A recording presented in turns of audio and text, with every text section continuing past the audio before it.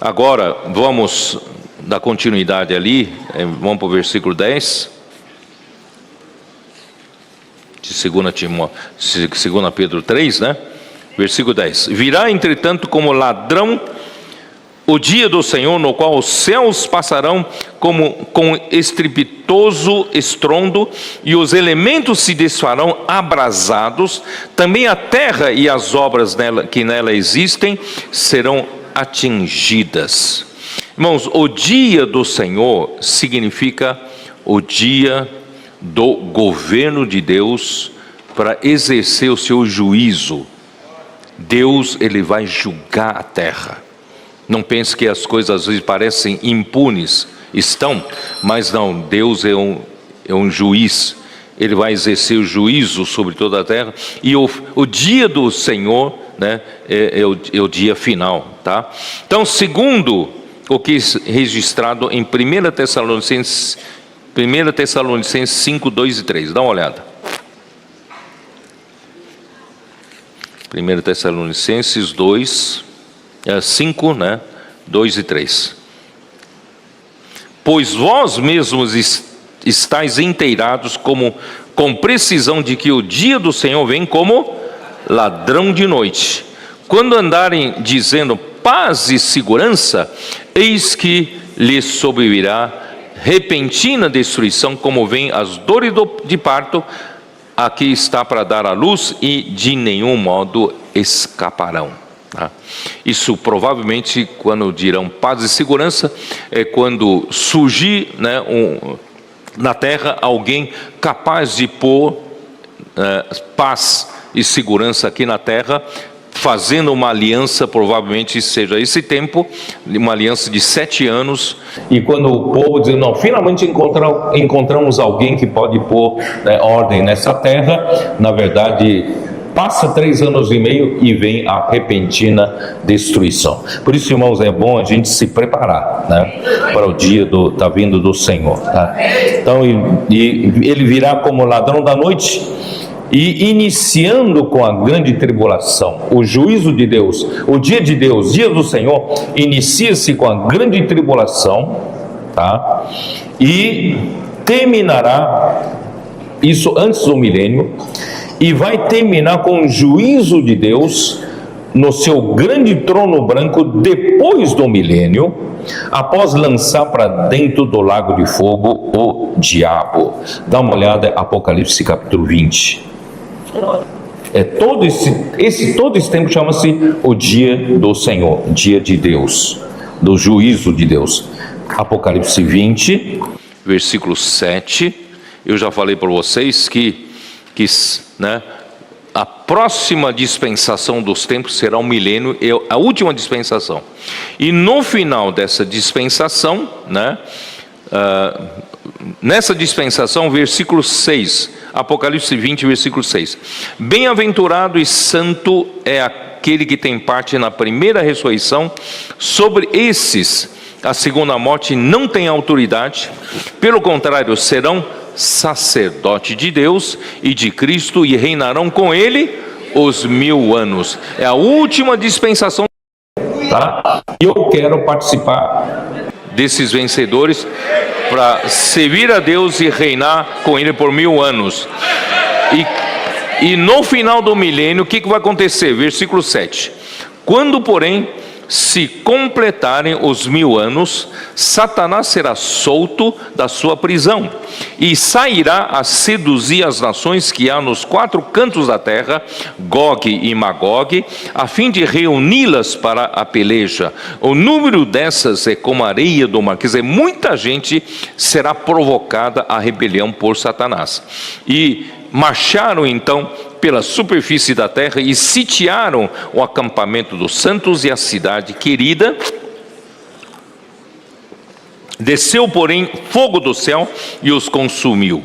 O diabo, o sedutor deles, foi lançado para dentro do lago de fogo. Finalmente, né, para dentro do lago de fogo e enxofre, onde já se encontram não só a besta, como também o falso profeta, e serão atormentados de dia e de noite pelos séculos dos séculos. Aí então, irmãos, termina o julgamento de Satanás. Mas ainda não terminou o juízo de Deus. Versículo 11. Depois disso, vi um grande trono branco, aquele que nele se assenta, de cuja presença fugiram a terra e o céu, e não se achou lugar para eles. Vi também os mortos, os grandes e os pequenos, postos em pé diante do trono. Então abriram-se livros, ainda outro livro, o livro da vida, foi aberto, e os mortos foram julgados segundo as suas obras, conforme o que se achava escrito nos livros. Então, não vou detalhar aqui, irmãos, nessa hora é um juízo sobre todos que morreram. Aqui não referem-se aos santos, referem-se aos mortos, em geral. Aí tem mortos que estariam no mar. Versículo 13, deu o mar aos mortos que nele estavam, a morte e o além entregaram seus mortos que nele havia, e foram julgados um por um, segundo as suas obras. Aí 14, olha o 14, então a morte e o inferno foram lançados para dentro do lago de fogo. Pronto. Aí todos os inimigos de Deus foram julgados. E se alguém não foi achado inscrito no livro da vida, esse foi lançado para dentro do lago de fogo. Aí que surge, irmão, a eternidade. Terminou as dispensações dos tempos. Capítulo 21, versículo 1. Vi novo céu e nova terra. Vocês entenderam? Então é necessário Deus fazer esse julgamento, Por isso que Pedro fala: os céus passarão com um grande estrondo, e os elementos, vamos voltar lá, em 2 Pedro,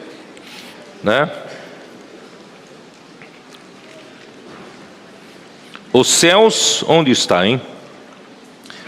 No qual os céus passarão com estrepitoso estrondo, e os elementos se desfarão abrasados, também a terra e as obras que nela existem serão atingidas.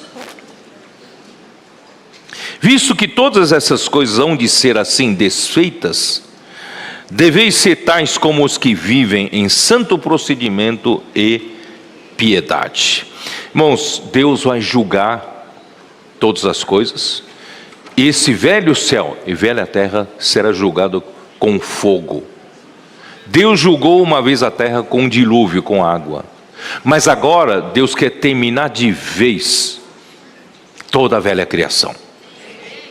E o fogo extermina tudo. O fogo, quando passa pelo fogo, sobra apenas cinza. Daí tudo fica purificado. Então Deus não quer nada da morte, quer nada da rebelião, permaneça na terra. Por isso esse julgamento com fogo. E todos os demais elementos se desfarão. E também a terra e as obras que nela existem serão atingidas. Irmãos, até as obras feitas aqui na terra, que às vezes você acha que tem algum homem que fez alguma obra boa, irmãos, até essas obras são vãs. Tudo isso será atingido. Se não é algo que vem de Deus, algo que vem de Cristo, irmãos, tudo é vaidade. E tudo precisa ser queimado. Por isso Pedro fala em 1 Pedro 1, 24, 25, que o homem, irmãos, o homem como a erva. E a sua glória é como a flor da erva. Mesmo que você tenha feito grandes realizações na terra, irmãos, se não for algo que vem pela palavra de Deus, a obra que vem pela palavra de Deus, também serão desfeitas.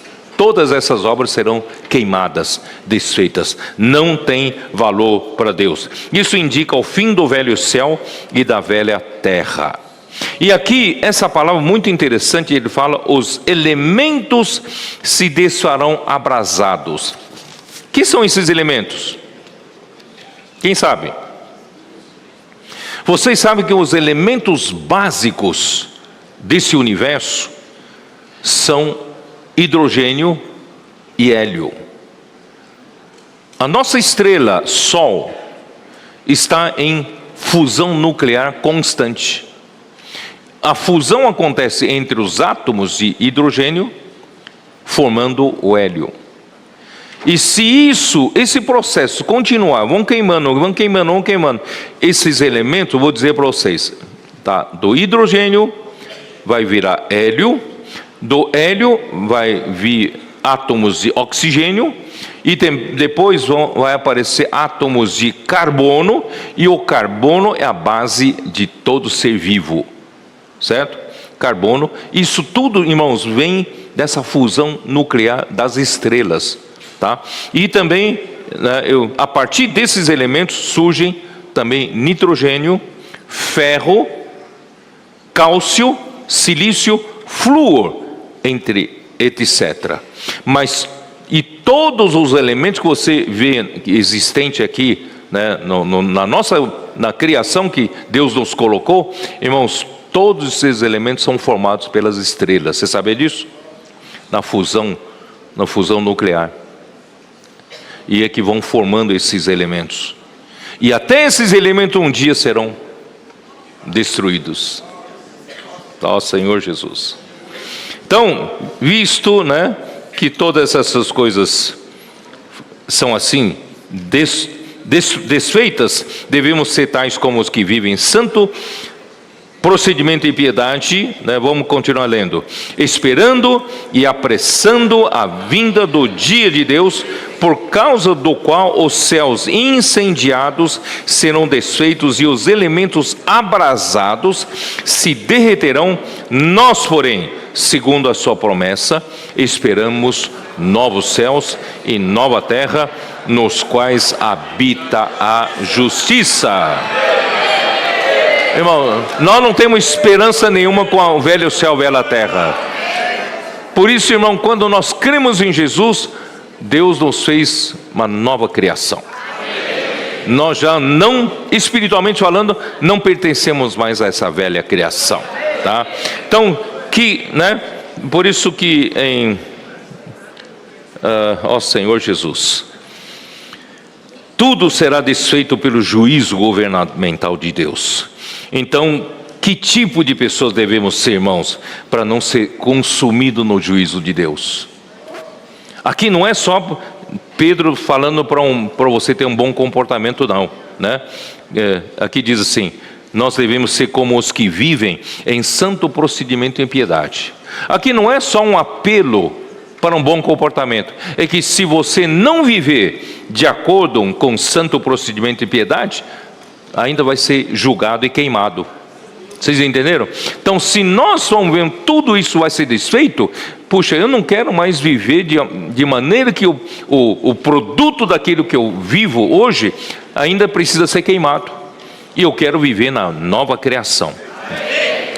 Então por isso devemos viver como quem espera a vinda do Senhor, né?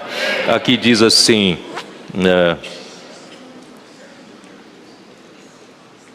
é isso, né? Esperando e apreciando a vinda do dia de Deus, por causa do qual os céus incendiados serão desfeitos e os elementos, né, serão desfeitos, esperando e apressando a vinda do dia de Deus, por causa do qual os céus incendiados serão desfeitos e os elementos abrasados se derreterão. Nós, porém, segundo a sua promessa, esperando novo céu e nova terra.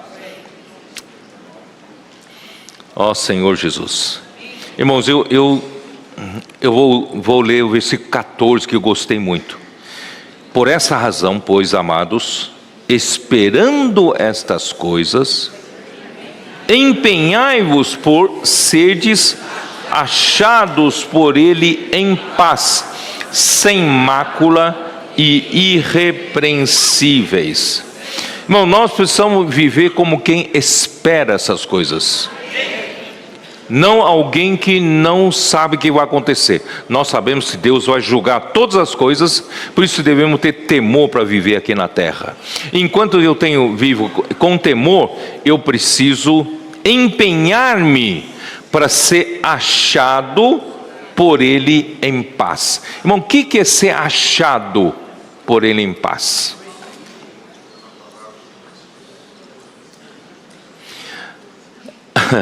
Aí volta para aquele que eu falei. Quando que foi o Ariel? Está aí não? Cadê Ariel? Ariel, quando foi que eu falei? Foi no dia 6 de dezembro? Hein? 6 de dezembro de 2021. O Senhor nos deu uma luz em Mateus 24, não é isso? Mateus 24. Por que eu chamei Ariel? Foi essa palavra, irmão, que levantou um casal. Eles estavam vivendo a vida da igreja apáticos, não é isso? Sem muito significado. De repente essa palavra os animou, né? E hoje eles estão servindo fortemente ao Senhor, né? Então, Mateus 24, vamos lá.